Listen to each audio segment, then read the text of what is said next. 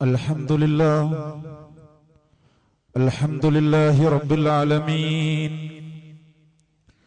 نحمده ونستعينه ونؤمن به ونتوكل عليه ونعوذ بالله من شرور أنفسنا ومن سيئات أعمالنا من يهده الله فلا مضل له ومن يضلله فلا هادي له أشهد أن لا إله إلا الله وحده لا شريك له خصنا بخير كتاب أنزل وأكرمنا بخير نبي نرسل وجعلنا خير أمة أخرجت للناس نأمر بالمعروف وننهى عن المنكر ونؤمن بالله ونشهد أن سيدنا وقائدنا وأسوتنا محمدا عبده ورسوله أرسله بالهدى ودين الحق ليظهره على الدين كله ولو كره المشركون اللهم صل على محمد وعلى آل محمد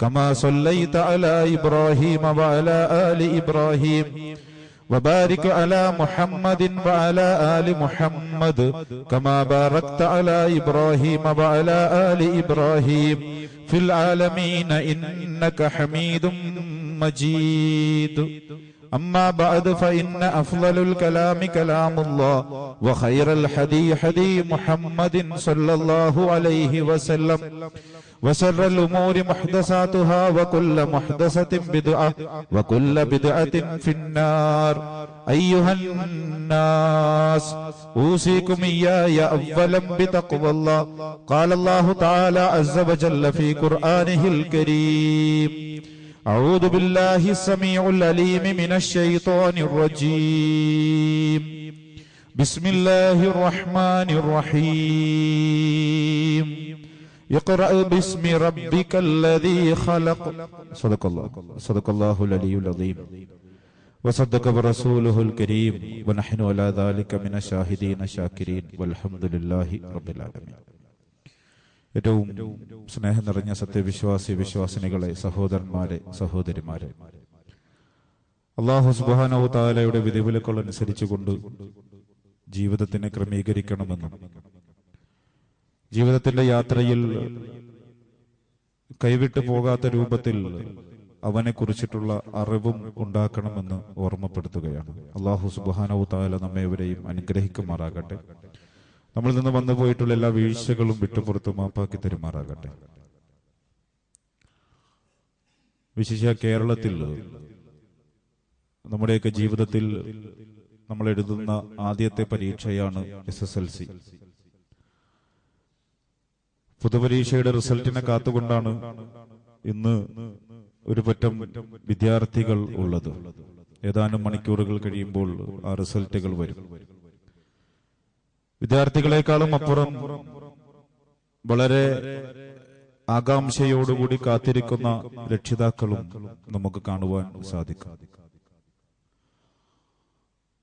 കേരളത്തിന്റെ വിദ്യാഭ്യാസ പുരോഗതിയെക്കുറിച്ചോ അല്ലെങ്കിൽ വിദ്യാഭ്യാസ സംവിധാനങ്ങളിലെ വന്നിരിക്കുന്ന മാറ്റങ്ങളെ കുറിച്ചോ എന്നും നമ്മൾ മറ്റുള്ള സംസ്ഥാനങ്ങളെ വെച്ച് നോക്കുമ്പോൾ ഒരുപാട് മുന്നിൽ തന്നെയാണ്.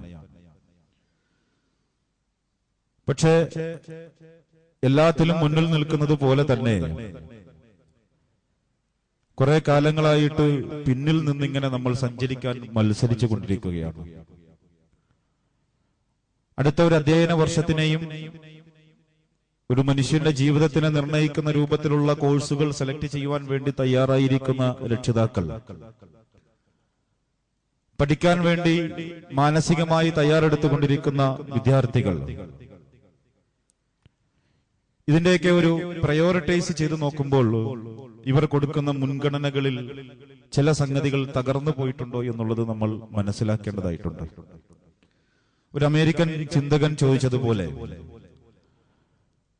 എന്തുകൊണ്ടാണ് അമേരിക്കയിൽ 12 വയസ്സുള്ള പെൺകുട്ടികൾ ക്യാരിയിങ് ആയി പോകുന്നത്?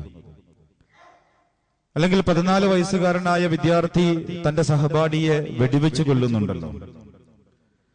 16 വയസ്സുകാരന് എയ്ഡ്സ് ബാധ ഏൽക്കുന്നതിന്റെ എണ്ണം വളരെ കൂടുതലാണ്. അല്ലെങ്കിൽ ഡിഗ്രിയും PGയും ഒക്കെ കഴിഞ്ഞാലും തന്നെ കുറിച്ചോ അല്ലെങ്കിൽ തന്റെ കയ്യിലുള്ള വിദ്യാഭ്യാസത്തിനെ കുറിച്ചോ പറഞ്ഞു കൊടുക്കാൻ അറിയാത്ത വിദ്യാർത്ഥികൾ എന്തുകൊണ്ട് അമേരിക്കയിൽ ഉണ്ടാകുന്നു എന്നുള്ള ഒരു ചർച്ചയിൽ അവർ കണ്ടെത്തിയ ഒരു മറുപടി എന്താന്ന് ചോദിച്ചാൽ, നമ്മൾ മിസൈലുകൾ ഉണ്ടാക്കാനും മിസൈലുകൾക്കും ദിശ പറഞ്ഞു കൊടുക്കുന്നുണ്ട്. പക്ഷേ what a kind of civilization we are building, ഏത് തരത്തിലുള്ള ഒരു സാമൂഹിക സംസ്കാരമാണ് നമ്മൾ ബിൽഡ് ചെയ്യുന്നത്? വേറൊരു രാജ്യത്തിന്റെ മേൽ പതിക്കാനുള്ള മിസൈലുകൾക്ക് ദിശ നിർണയിച്ചു കൊടുക്കുമ്പോൾ ഈ അമേരിക്കയിൽ ജീവിക്കുവാനുള്ള ഒരു നാഗരികതയെയും ഒരു സംസ്കാരത്തിനെയും പടുത്തുയർത്തുവാൻ നമുക്ക് കഴിയുന്നില്ലല്ലോ. അബുൽ ഹസൻ അലി നദ്വി ഇതിനെ വളരെ ഭംഗിയായിട്ട് വിശദീകരിച്ചിട്ടുണ്ട്.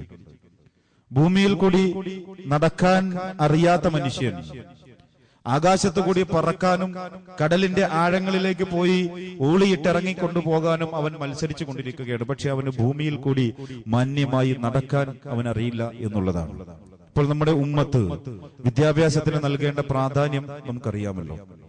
പ്രവാചകൻ സല്ലല്ലാഹു അലൈഹി വസല്ലം ഏതൊരു ആയുധം കൊണ്ടാണോ ഈ ഒരു ഉമ്മത്തിനെ പടുത്തുയർത്തിയത്, ഏതൊരു അളവുകോല് കൊണ്ടാണോ ഈ ലോകത്തിന്റെ മാതൃകയിലേക്ക് ഈ ഉമ്മത്തിനെ കൊണ്ടുവന്നിട്ടുള്ളത്, ആ കൊണ്ടുവന്നതിൽ ഒന്നാമത് നിൽക്കുന്നത് അറിവ് തന്നെയാണ്. പരിശുദ്ധ ഖുർആന്റെ അവതീർണ പശ്ചാത്തലവും പ്രവാചകനും അനുയായികളും നടത്തിയിട്ടുള്ള പരസ്യ പ്രബോധനത്തിന്റെ ചരിത്രങ്ങളൊക്കെ നമുക്കറിയാം. പക്ഷെ എന്റെയും നിങ്ങളുടെയും ജീവിതത്തിന്റെ പ്രയോറിറ്റി ചെയ്തിരിക്കുന്നതിൽ, ഇസ്ലാമിക വിജ്ഞാനത്തിന്റെ മൂല്യങ്ങളെ കുറിച്ച് തിരിച്ചറിയുന്നതിൽ, വളർന്നു വന്നുകൊണ്ടിരിക്കുന്ന തലമുറകൾക്ക് ഈ ഒരു അവബോധം നൽകുന്നതിൽ നമ്മൾക്ക് കഴിയാറുണ്ടോ എന്നുള്ളതാണ്. ഇഖ്റാ ബിസ്മി റബ്ബിക്കല്ലദീ ഖലഖിനെ ഒരുപക്ഷെ നമ്മൾ പുസ്തകമെടുത്ത് പാരായണം ചെയ്യുമ്പോൾ കുട്ടികളോട് പറയും, പുസ്തകമെടുത്ത് ഓതുമ്പോൾ നിങ്ങൾ ബിസ്മി പറയണം. അതിനേക്കാളും അപ്പുറം നിന്നുകൊണ്ട് ചില ചോദ്യങ്ങൾ അതിലുണ്ട്. നിന്നെ സൃഷ്ടിച്ചവനായ നിന്റെ നാഥന്റെ നാമത്തിൽ ഇവൻ വായിക്കണം. എന്താണ് ഇവൻ വായിക്കേണ്ടത്? കഴിഞ്ഞ ദിവസം ഒരു 14 മുതൽ 17 വയസ്സ് വരെയുള്ള വിദ്യാർത്ഥികളുടെ ക്യാമ്പിൽ പങ്കെടുത്തിട്ട് അവരോട് ഇങ്ങനെ ചോദിച്ചു, ഇസ്ലാമിനെ കുറിച്ച് നിങ്ങൾ ബുദ്ധി കൊണ്ട് നിങ്ങൾ ഇസ്ലാമിനെ അംഗീകരിച്ചിട്ടുണ്ടോ? നിങ്ങളുടെ ബുദ്ധിയുടെ മേഖലയിൽ നിങ്ങൾ പ്രവാചകനായിട്ട് നിങ്ങൾ അംഗീകരിച്ചിട്ടുണ്ടോ? നിങ്ങൾ ബുദ്ധി കൊണ്ട് അള്ളാഹുവാണ് ഈ ലോകത്തിന്റെ സൃഷ്ടാവ് എന്ന് നിങ്ങൾക്ക് ബോധ്യം വന്നിട്ടുണ്ടോ? മദ്രസകളിൽ 10ാം ക്ലാസ് വരെയും 7ാം ക്ലാസ് വരെയും ഒക്കെ പഠിച്ചിട്ടുള്ള വിദ്യാർത്ഥികളിൽ ഭൂരിഭാഗം പേർക്കും അങ്ങനെ ഒരു ചിന്തകൾ പോലും കടന്നുപോയിട്ടില്ല എന്നുള്ളതാണ്. നമ്മുടെ ബുദ്ധിയുടെ മണ്ഡലത്തിലേക്ക് ഇസ്ലാമിനെയും അള്ളാഹുവിനെയും പ്രവാചകനെയും അംഗീകരിക്കുവാൻ നമുക്ക് സാധിക്കുന്നില്ല എന്നുണ്ടെങ്കിൽ, ഇനി അതിന്റെ ഒരു സയൻസിലേക്ക് പോയാൽ ഒരു കുഞ്ഞിന്റെ 2.5 വയസ്സ് വരെയാണ് അവന്റെ ബ്രെയിൻ ഡെവലപ്മെന്റ് നടക്കുന്നത്. 2.5 വയസ്സ് മുതൽ 7 വയസ്സ് വരെയൊക്കെ അവനിങ്ങനെ വളർന്ന് വികസിച്ച് ചിന്തിക്കാനുള്ള കപ്പാസിറ്റി ഉണ്ടാകുമ്പോൾ ഈ തോട്ടുകൾ ഇട്ടുകൊടുക്കുവാൻ നമുക്ക് പരാജയപ്പെട്ടു പോയി കഴിഞ്ഞാൽ അവന്റെ ബുദ്ധിയിലേക്ക് ഇതിനുള്ള സ്പേസ് കുറഞ്ഞു വരും. പിന്നെ അവൻ ഏതൊന്നിനെയാണോ കൂടുതലായിട്ട് ആകർഷിക്കുന്നതും കേൾക്കുന്നതും കാണുന്നതും അതിനെ അവൻ സ്വീകരിക്കുന്നു എന്നുള്ളതാണ്. നമ്മൾ അംഗീകരിച്ചിട്ടുണ്ടോ നമ്മളെ ബുദ്ധി കൊണ്ട് അള്ളാഹുവാണ് ഇതിന്റെ സൃഷ്ടാവ്? എന്ത് ന്യായീകരണം വെച്ചുകൊണ്ട് നമ്മൾ അതിനെ പറയും? പ്രവാചകനാണ് എന്റെ നേതാവ്, പ്രവാചകനാണ് അന്ത്യപ്രവാചകൻ. നമ്മളിങ്ങനെ ഇസ്ലാമിസ്റ്റായി മുസ്ലിമായി നമ്മളിങ്ങനെ ജീവിതം മുന്നോട്ട് പോയിക്കൊണ്ടിരിക്കുമ്പോൾ ഈ സംഗതിയെക്കുറിച്ചുള്ള അറിവിന്റെ ആഴം, അതിന്റെ പരപ്പ് നമുക്ക് കണ്ടെത്തുവാൻ സാധിക്കേണ്ടതായിട്ടുണ്ട്. ഇന്ന് ഇന്ത്യയിൽ നിലനിന്നുകൊണ്ടിരിക്കുന്ന, ലോകാടിസ്ഥാനത്തിൽ തന്നെ നിലനിന്നുകൊണ്ടിരിക്കുന്ന വിദ്യാഭ്യാസ പ്രക്രിയയുടെയും അതിന്റെ അടിസ്ഥാനത്തിലേക്ക് പോയി കഴിഞ്ഞാൽ ദൈവവിരുദ്ധ മതവിരുദ്ധ മൂല്യങ്ങളിൽ നിന്നും രൂപപ്പെട്ടു വന്നിട്ടുള്ളതാണ്. ഇവിടെയാണ് പ്രവാചകന്റെ വിജ്ഞാനത്തിന്റെ ഒരു മൂല്യം ഉമ്മത്തിന്റെ കയ്യിൽ നിന്നും പോയത്.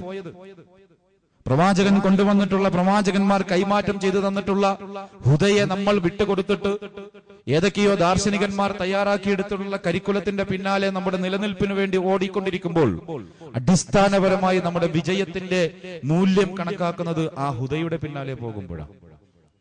ആ ഹുദയുടെ പിന്നാലെ ഓടിയ ഓട്ടവും ഈ ഓട്ടവും കൂടി വെച്ച് നോക്കിയിട്ടാണ് നമ്മുടെ വിജയം കരസ്ഥമാക്കുന്നത്. ആ ഹുദ കണ്ടെത്തുവാൻ നമ്മൾ പരാജിതരാകാൻ പാടില്ല.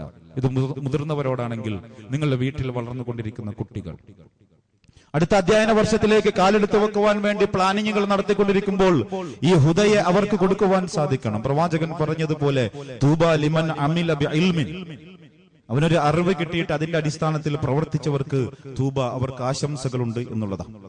സൃഷ്ടിച്ചവനായ നാഥന്റെ നാമത്തിൽ വായിക്കുന്ന ഒരു വിദ്യാർത്ഥി, സൃഷ്ടിച്ചവനായ നാഥനെ മനസ്സിലാക്കിക്കൊണ്ട് പഠനം ആരംഭിച്ച ഒരു വിദ്യാർത്ഥി, കഴിഞ്ഞ ദിവസം കൊച്ചി കോർപ്പറേഷനിൽ ഒരു കൈക്കൂലി കേസിൽ പിടിച്ചത് ഒരു ദിവസത്തിൽ 15,000 രൂപയാണ് വരുമാനം. ഒരു വിദ്യാർത്ഥിയും, സൃഷ്ടിച്ചവനായ നാഥനെ മനസ്സിലാക്കിയ ഒരു വിദ്യാർത്ഥിയും കൈക്കൂലി വാങ്ങില്ല. കാര്യം അവന്റെ ഉള്ളിൽ ഒരു ബോധ്യമുണ്ട്, ഈ നാഥൻ ഈ പ്രപഞ്ചത്തിനെ സൃഷ്ടിച്ചു വെച്ചിരിക്കുന്നത് ഒരു താളാത്മകതയിലാണ്. നമ്മുടെ ജീവിതം തന്നെ മുന്നോട്ട് പോയിക്കൊണ്ടിരിക്കുന്നത് ഒരു താളാത്മകതയിലാണ്.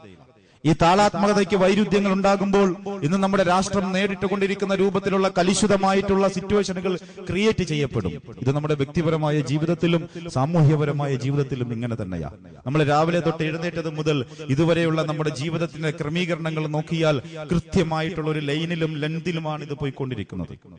അപ്പോൾ നാഥനെ മനസ്സിലാക്കിയ ഒരു മനുഷ്യൻ, സൃഷ്ടാവിനെ മനസ്സിലാക്കിയ ഒരു മനുഷ്യൻ, അവൻ കച്ചവടത്തിൽ അതിക്രമം കാണിക്കുകയില്ല.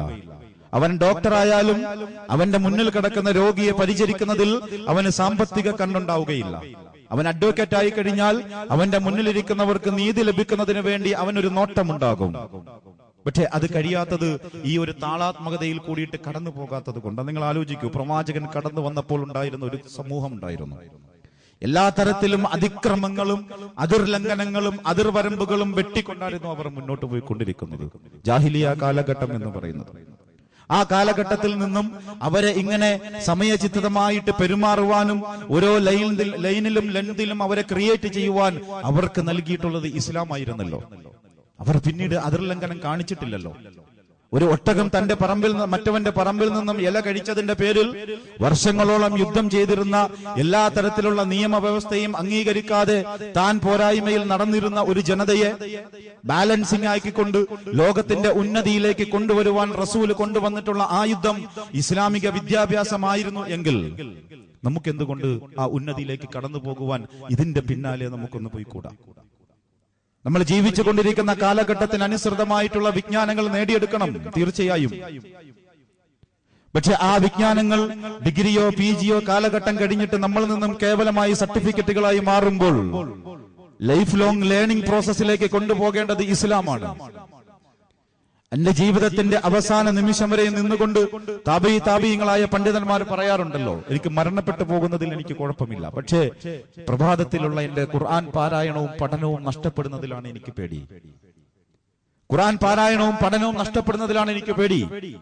അസുഖം വന്ന് കിടക്കുമ്പോഴും അവരുടെ ആർജവങ്ങൾ, അവരുടെ ചിന്തകളും പേടികളും ഉണ്ടായിരുന്നത് ഈ വിജ്ഞാനത്തിലേക്ക് ഇറങ്ങി പുറപ്പെടുവാൻ കഴിയാത്തത് കൊണ്ടായിരുന്നു. അതുകൊണ്ട് ഈ ഹുദ കൂടി ഉൾക്കൊള്ളുന്ന ഒരു വിജ്ഞാന പ്രോസസ്സിലേക്ക് നമ്മുടെ വിദ്യാർത്ഥികളെ കൊണ്ടുവരണം. കാരണം വിദ്യാഭ്യാസം ആരംഭിച്ചത് അള്ളാഹുവിന്റെ അടുക്കൽ നിന്നാണ്. ആദം നബി അലൈഹിസ്സലാമയ്ക്ക് അള്ളാഹു നൽകിയ ആദ്യത്തെ ആയുധം വിജ്ഞാനമായിരുന്നു. ആ വിജ്ഞാനം നൽകിയതിനു ശേഷം മലക്കുകളുടെ മുന്നിൽ തന്റെ പവർ കാണിക്കുവാൻ വേണ്ടി ആദം നബി അലൈഹിസ്സലാമയെ സഹായിച്ചതും ഇത് തന്നെയായിരുന്നു. ഖാലു സുബ്ഹാനക ലാ ഇൽമ ലനാ ഇല്ലാ മാ അല്ലംതനാ. അപ്പോൾ വിജ്ഞാനം ആരംഭിച്ചത് റബ്ബിന്റെ അടുക്കൽ നിന്നാണ്. ഈ റബ്ബിന്റെ അടുക്കലേക്ക് തന്നെയാണല്ലോ എന്റെയും നിങ്ങളുടെയും മടക്കത്തിന് വേണ്ടി നമ്മൾ തയ്യാറായിരിക്കുന്നത്. ഏതൊക്കെ സംവിധാനങ്ങളിൽ കൂടി നമ്മൾ ജീവിച്ചാലും ഈ വിജ്ഞാനം ആരംഭിച്ച തമ്പുരാന്റെ അടുക്കലേക്ക് തന്നെയാണ് നമ്മൾ മടങ്ങേണ്ടത്. അൽ ഇൽമു മഅരിഫത്തുൽ ഹുദാ. ഇൽമു എന്ന് പറഞ്ഞാൽ സന്മാർഗത്തിനെ മനസ്സിലാക്കലാണ്, സന്മാർഗത്തിനെ ഹുദയെ അംഗീകരിക്കലാണ്. മനസ്സുകൊണ്ടും വാക്യം കൊണ്ടും കർമ്മം കൊണ്ടും ഈ ഹുദയെ അംഗീകരിക്കുന്നതിനെയാണ് ഇൽമു എന്ന് പറഞ്ഞാൽ. നമ്മൾ ഇന്ന് ഇൽമിനെയും മഅലൂമാത്തിനെയും രണ്ടർത്ഥത്തിലാണ്. നമുക്ക് അറിവിനെയും ഇൻഫർമേഷനെയും നമുക്ക് തിരിച്ചറിയുവാൻ സാധിക്കുന്നില്ല. നമുക്ക് ഇസ്ലാമിനെ കുറിച്ച് ഒരുപാട് ഇൻഫർമേഷനുകളുണ്ട്. ഇസ്ലാമില് 5 നേരത്തെ നമസ്കാരമുണ്ട്. ഇസ്ലാമില് 25 പ്രവാചകന്മാരുടെ പേരുകൾ ഖുർആനിൽ പറഞ്ഞിട്ടുണ്ട്. 114 സൂറത്തുകളുണ്ട്. 6236 ആയത്തുകളുണ്ട്. ഇതെല്ലാം ഇൻഫർമേഷനുകൾ മാത്രമാണ്. ഇൽമ്, ഇസ്ലാമിന്റെ ഇൽമിന്റെ അളവൊന്ന് പരിശോധിച്ച് നോക്കിയാൽ എനിക്ക് നിൽക്കുന്ന അറിവിന്റെ അളവ് ഒരു പരിമിതിയിലായിരിക്കും നിൽക്കുന്നത്. ഈ ഇൻഫർമേഷൻ കൊണ്ട് എനിക്ക് മുന്നോട്ട് പോകുമ്പോൾ, പ്രയാണത്തിലേക്ക് വരുമ്പോൾ എനിക്ക് തടസ്സങ്ങൾ ഉണ്ടാകും. എനിക്ക് വിജയിക്കാൻ സാധിക്കുകയില്ല. എന്റെ ജീവിതത്തിൽ ഒരു പ്രതിബന്ധമുണ്ടാകുമ്പോൾ മഅലൂമാത്തുകൾ മാത്രമാണ് ഉള്ളതെങ്കിൽ ആ മഅലൂമാത്തിന്റെ എത്രത്തോളം അതിന്റെ സത്യസന്ധതയെ തിരിച്ചറിയുവാൻ കഴിഞ്ഞില്ലെങ്കിൽ ഞാൻ പരാജയപ്പെട്ടു പോകും. അവിടെ അടിയുറച്ചിട്ടുള്ള അറിവാണ് നമുക്ക് ഉണ്ടാക്കിയെടുക്കേണ്ടത്. ആ അറിവിനെ നമുക്ക് കൊണ്ടുവരേണ്ടത് റബ്ബിന്റെ അടുക്കൽ നിന്നാണ്. ഫഇമ്മാ യഅതിയന്നകും മിന്നീ ഹുദൻ ഫമൻ തബിഅ ഹുദായ ഫലാ ഖൗഫുൻ അലൈഹിം വലാ ഹും യഹ്സനൂൻ. ഈ ഹുദ നൽകിയിട്ടുള്ള തമ്പുരാൻ തന്നെ പറയുന്നുണ്ട്, നിങ്ങളുടെ ജീവിതത്തിന്റെ ബാലൻസിംഗ് ഉണ്ടാക്കിയെടുക്കുവാനും നിങ്ങളുടെ ജീവിതത്തിന്റെ ഈ പ്രയാസങ്ങളും പ്രശ്നങ്ങളും ഒക്കെ ഓവർകം ചെയ്തുകൊണ്ട് മുന്നോട്ട് പോകുവാൻ ഈ ഹുദയെ നിങ്ങൾ പിൻപറ്റണം. ഹുദയെ കുറിച്ചിട്ടുള്ള ഇൻഫർമേഷൻ അല്ല, ഹുദയെ കുറിച്ചിട്ടുള്ള ഇൽമ് നമ്മൾ ഉണ്ടാക്കിയെടുക്കണം. വ്യത്യസ്തമായ മേഖലകളിൽ നിന്നുകൊണ്ട് നമുക്ക് ഇൽമിനെ നേടിയെടുക്കുവാൻ സാധിക്കുന്നില്ലെങ്കിൽ നമ്മൾ പേടിക്കേണ്ടിയിരിക്കുന്നു. ലോകം കണ്ടിട്ടുള്ള ഏറ്റവും വലിയ ശാസ്ത്രജ്ഞനാണല്ലോ ആൽബർട്ട് ഐൻസ്റ്റീൻ. ആൽബർട്ട് ഐൻസ്റ്റീന്റെ കണ്ടുപിടുത്തങ്ങൾ മുന്നോട്ട് പോയപ്പോൾ തന്റെ അവസാന കാലഘട്ടത്തിൽ പറയുന്നുണ്ട്, എനിക്കൊരു ശാസ്ത്രജ്ഞനാകണ്ടായിരുന്നു, എനിക്കൊരു ചെരുപ്പ് കുത്തി ആയാൽ മതിയായിരുന്നു. ഈ സമയം MC² കണ്ടെത്തിയിട്ട് ആ തിയറിയിൽ നിന്നുകൊണ്ട് ആറ്റം ബോംബിനെ നിർമ്മിച്ചിട്ട് ഒരു രാഷ്ട്രത്തിന്റെ നഷ്ടത്തിന് വേണ്ടി കാരണക്കാരനായപ്പോൾ അദ്ദേഹം പറഞ്ഞത് എനിക്കൊരു ചെരുപ്പ് കുത്തി ആയാൽ മതിയായിരുന്നു. ഇങ്ങനെ അടിച്ചും ഭേദിച്ചും പിടിച്ചടച്ചും മുന്നോട്ട് പോയവർ തന്റെ അവസാന കാലഘട്ടത്തിൽ ഒരു തിരിച്ചറിവുണ്ടാകുമ്പോൾ അവർ യാത്ര ചെയ്യുന്നത് പിന്നിലേക്കാണ്. നമുക്കും അവസരങ്ങളില്ല, നമ്മുടെ മുന്നിലും അവസരങ്ങൾ ഇനി വരാനുള്ളത് വളരെ കുറഞ്ഞ സാഹചര്യം മാത്രമാണുള്ളത്. ആ സാഹചര്യത്തിൽ ഇൽമിനെ നമുക്ക് ഉണ്ടാക്കിയെടുക്കുവാൻ സാധിക്കണം. റസൂലുള്ളാഹി സ്വല്ലല്ലാഹു അലൈഹി വസല്ലം തന്റെ അനുയായികൾക്ക് പഠിപ്പിച്ചു കൊടുത്തിട്ടുള്ള ഒരു പ്രധാനപ്പെട്ട സംഗതി എന്താണെന്ന് വെച്ചാൽ, ഈ പ്രപഞ്ചത്തിന്റെ സൃഷ്ടിപ്പിൽ തമ്പുരാന്റെ പങ്ക് അഥവാ തൗഹീദ്. ഇന്ന ഫീ ഖൽഖി സമാവാതി വൽ അർളി വഖ്തിലാഫിൽ ലൈലി വന്നഹാരി ലആയാതിൽ ലിഉലിൽ അൽബാബ്. ഒരുപാട് തവണ നമ്മൾ ആവർത്തിച്ച് കേട്ടിട്ടുള്ള വചനമാണ്. ഈ ആയത്ത് അവതീർണമായപ്പോൾ റസൂലിലുണ്ടായ മാറ്റം, റസൂലിന്റെ പള്ളിയിലേക്ക് കാണാതെ വന്നപ്പോൾ റസൂൽ പറഞ്ഞിട്ടുള്ള കാര്യങ്ങളെല്ലാം നമുക്കറിയാം. പക്ഷെ അതിൽ പറയുന്ന ഒരു തിയറിയുണ്ട്, ഒരു ഫിലോസഫിയുണ്ട്. ഇന്ന ഫീ ഖൽഖി സമാവാതി വൽ അർളി വഖ്തിലാഫിൽ ലൈലി വന്നഹാരി ലആയാതിൽ ലിഉലിൽ അൽബാബ്. ഈ പ്രപഞ്ചത്തിന്റെ എല്ലാ പ്രോസസ്സിലും, സൂര്യൻ ഉദിക്കുന്നതിലും സൂര്യൻ അസ്തമിക്കുന്നതിലും രാപ്പകലുകൾ മാറി മാറി വരുന്നതിലും ബുദ്ധിയുള്ളവരെ നിങ്ങൾക്കൊരു പാഠമുണ്ട്.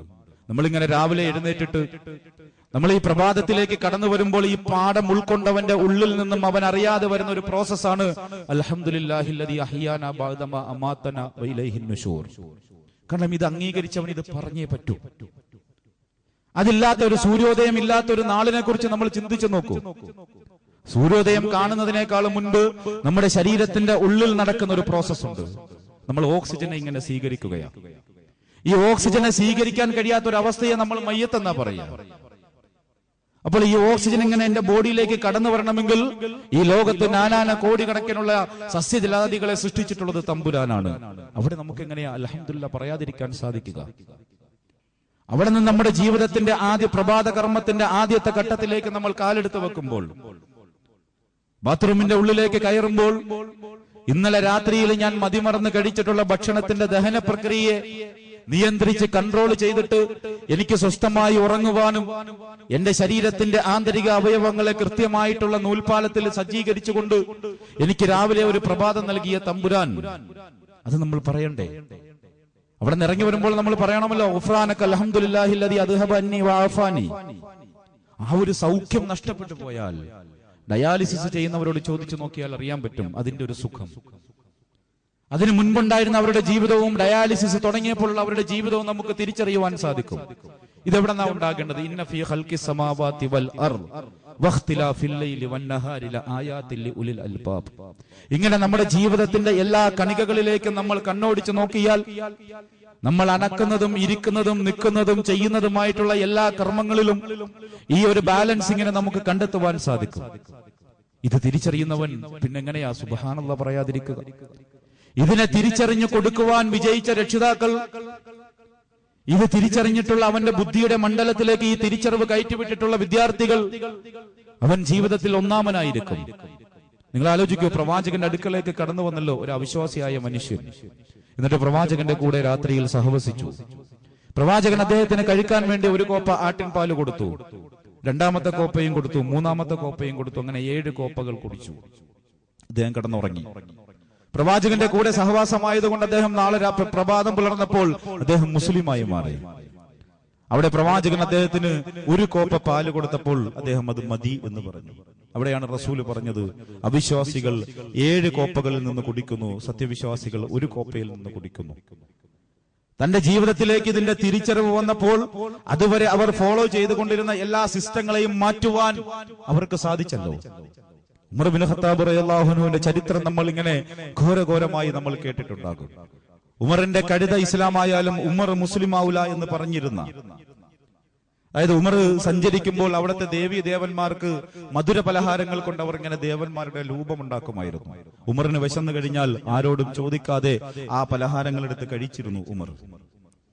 ആ ഉമറാണ് പിന്നീട് ഈ ഹുദയിലേക്ക് കടന്നു വന്നും അംഗീകരിച്ചും മനസ്സിലാക്കിയും പഠിച്ചപ്പോൾ ഒരു വൈകുന്നേരം മൈതാനത്ത് കൂടി നടന്നു പോയപ്പോൾ ഒരു കൊച്ചു കുഞ്ഞിനെ കണ്ടപ്പോൾ കൈ പിടിച്ചുകൊണ്ട് മുറ്റുകുത്തിയിരുന്നു കൊണ്ട് പറഞ്ഞു, ഈ പാപിയായ ഉമറിന്റെ സ്വർഗത്തിന് വേണ്ടി നീ പ്രാർത്ഥിക്കണമേ എന്ന് പറഞ്ഞു.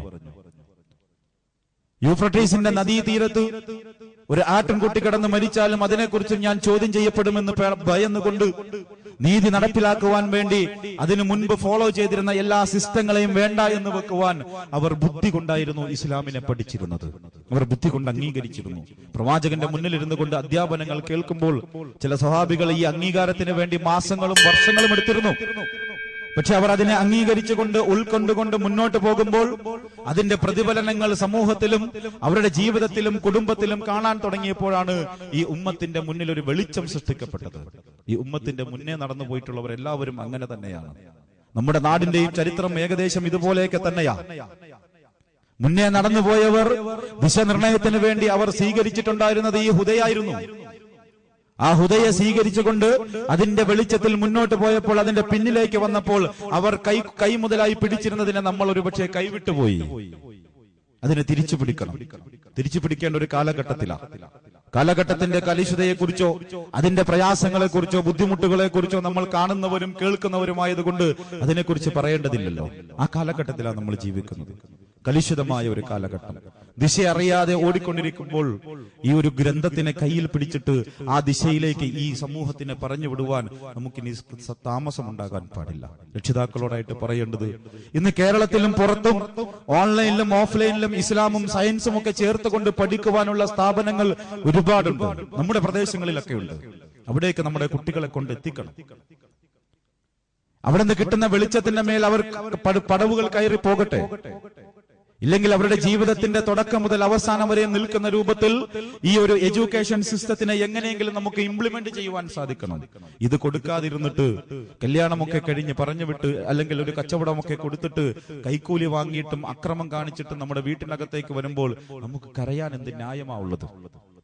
കച്ചവടക്കാരെങ്കിലേക്ക് പറഞ്ഞു വിടുന്ന മക്കളോട് പഠിപ്പിച്ചു കൊടുക്കേണ്ട ഒന്നാമത്തെ അധ്യാപനം കണക്ക് കൂട്ടാൻ പഠിപ്പിക്കുന്നത് പോലെ തന്നെ വൈലുലിൽ മുത്തഫിഫീൻ പഠിപ്പിക്കണം.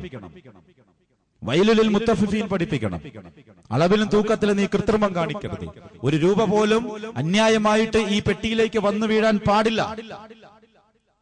ജീവിതത്തിന്റെ ഓരോ പടവുകളിലേക്ക് കടന്നു പോകുമ്പോൾ അവരുടെ പ്രായത്തിനും ലിംഗത്തിനും അനുസരിച്ചിട്ടുള്ള അധ്യാപനങ്ങൾ കൃത്യമായിട്ട് ഖുർആനിന്റെ വെളിച്ചത്തിൽ അധ്യാപനങ്ങളെ ഹുദയെ അവരുടെ ജീവിതത്തിലേക്ക് ഇംപ്ലിമെന്റ് ചെയ്യുന്ന രൂപത്തിൽ നിങ്ങൾ കോഴ്സുകൾ തിരഞ്ഞെടുത്താൽ നിങ്ങളുടെ കുട്ടികളെ കുറിച്ച് നിങ്ങൾ ഭയപ്പാടുണ്ടാകേണ്ടതില്ല.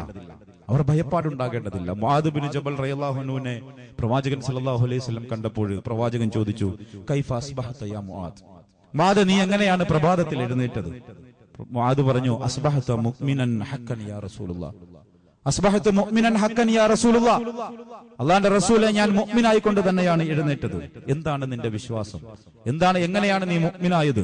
മുആദ് ബിൻ ജബൽ റളിയല്ലാഹു അൻഹു പറഞ്ഞു, വൈകുന്നേരം വരെ ജീവിക്കുമെന്ന് ഉറപ്പില്ലാത്ത ഞാൻ, ഇനി വൈകുന്നേരം ഒരു അവസരം കിട്ടിയാൽ നാളെയാകുമെന്ന് ഉറപ്പില്ലാത്ത ഞാൻ, പിന്നെ ഈ മുഅ്മിനായിക്കൊണ്ട് തന്നെയാണല്ലോ ഞാൻ എഴുന്നേൽക്കേണ്ടത്. അപ്പോഴാണ് റസൂൽ പറഞ്ഞത്, അറഫ്ത യാ മുആദ്, നീ ഇപ്പോൾ തിരിച്ചറിഞ്ഞു. ഇതൊരു വിദ്യാഭ്യാസമാണ്. ഇതൊരു മനുഷ്യന്റെ മനസ്സിലേക്ക് കയറ്റിവെക്കേണ്ട ഒരു തോട്ടാണ്. ഈ തോട്ട് നമ്മുടെ വാളുകളിലും ഖുതുബകളിലും കൂടി കിട്ടുന്ന ഇൻഫർമേഷനുകളെ നമ്മൾ വിജ്ഞാനമായിട്ട് കൺവേർട്ട് ചെയ്തില്ലെങ്കിൽ ഒരു 20 മിനിറ്റ് കഴിയുമ്പോൾ ഇതിങ്ങനെ കുറഞ്ഞു പോകും. മിനിറ്റുകൾ കഴിയുന്നവരനുസരിച്ച്, ദൈർഘ്യം കൂടുന്നതനുസരിച്ച് ഈ ഇൻഫർമേഷനുകൾ നമ്മളിൽ നിന്നും വിട്ടുപോകും.